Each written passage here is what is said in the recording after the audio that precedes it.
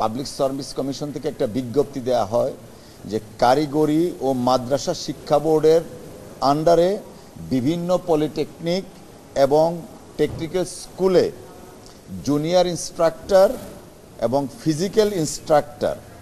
Physical education instructor পদে নিয়োগের বিজ্ঞপ্তি দেওয়া হয় এবং এগুলা হচ্ছে নন ক্যাডার 10th 9th এবং 10th গ্রেডের। এই বিজ্ঞপ্তি প্রকাশের পর বিভিন্ন পরীক্ষা হয়, বাট এই পরীক্ষায় সবচেয়ে বড় ইম্পর্টেন্ট যেটা ছিল, আপনারা জানেন ইনফেমাস আবেদ আলী সেই আবেদ আলী সংশ্লিষ্ট এই পরীক্ষাটা, অর্থাৎ আপনারা বুঝতেই পারছেন আবেদ আলীর নামটা বললে কি হয়। এইখানে আমরা মহামান্য সুপ্রিম কোর্টের হাইকোর্ট ডিভিশনকে দেখিয়েছি যে আবেদ আলী সংশ্লিষ্ট এই পরীক্ষা এবং এই পরীক্ষায় কি ধরনের চাতুর্যতার আশ্রয় নেওয়া হয়েছিল এবং কথা ছিল যে রিটেন পরীক্ষা হবে। তো রিটেন পরীক্ষা না নিয়ে এমসিকিউ এর মধ্যে পরীক্ষা নিয়ে তারপরে তারা নিয়োগ বিজ্ঞপ্তির জন্য প্রস্তুতি শুরু করলো। একটা কথা এখানে প্রণিধানযোগ্য, একই সময়ে রেলওয়েরও পরীক্ষা হয়েছিল, সেই রেলওয়ের পরীক্ষাটা বাতিল করলো, বাট এই শিক্ষা বোর্ডের পরীক্ষাটা বাতিল করলো না।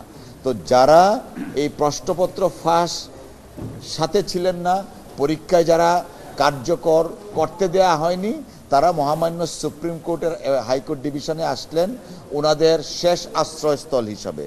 এবং এর মধ্যে আগামী গত 23শে জানুয়ারি একটা সার্কুলার দিয়ে 3534 জনকে নিয়োগের জন্য সার্কুলার দিয়ে দিল এবং নিয়োগ করার জন্য 29শে জানুয়ারি ধার্য করা হলো। এই নিয়োগটা আজকে মহামান্য সুপ্রিম কোর্টের হাইকোর্ট ডিভিশন রুল ইস্যু করে কেন নিয়োগটা অবৈধ হবে না, ইলিগেল হবে না, এবং এই নিয়োগ প্রক্রিয়াটা নিয়োগের সার্কুলার মানে তো নিয়োগ, এই নিয়োগটা মহামান্য সুপ্রিম কোর্টের হাইকোর্ট ডিভিশন 3 মাসের জন্য স্থগিত হলো।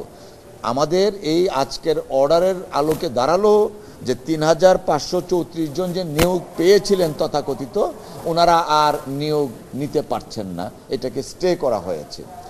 আর আরেকটা বিষয় যেটা ছিল নিয়োগের ক্ষেত্রে এবং অ্যাপয়েন্টমেন্ট লেটারে অনেক ধরনের তাড়াহুড়া করতে গেলে যা হয়, অনেক ধরনের অ্যানালমি ছিল, সেটা আমরা মহামান্য আদালতে দেখিয়েছি এবং এই আদালতের সন্তুষ্টির পরে আজকে এই অর্ডারটা জারি করা হয়েছে, অর্ডারটা হয়েছে এবং এই 3534 জন এই 29 তারিখ নিয়োগ আর ওনারা জয়েন করতে পারছেন না আজকের অর্ডারের মাধ্যমে।